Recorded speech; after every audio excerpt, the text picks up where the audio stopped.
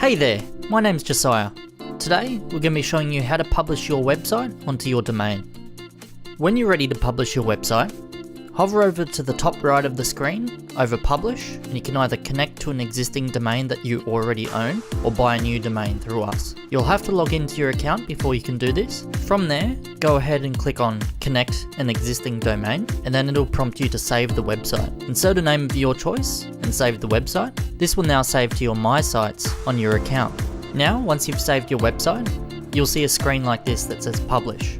You'll have a free WebbFenix URL that you can share with your clients. Otherwise, you can publish it to your custom domain for just $6 a month, charged annually. Alternatively, navigate to our pricing page, visit our plans, and you can publish unlimited amount of websites from $15 a month. If you're on a plan, contact us at connect@webbfenix.com and we'll publish your website for you. It's as simple as that. Head over to our learning center over at WebbFenix/learning for more. If you found this video helpful, leave a comment below and let us know. Thanks for watching.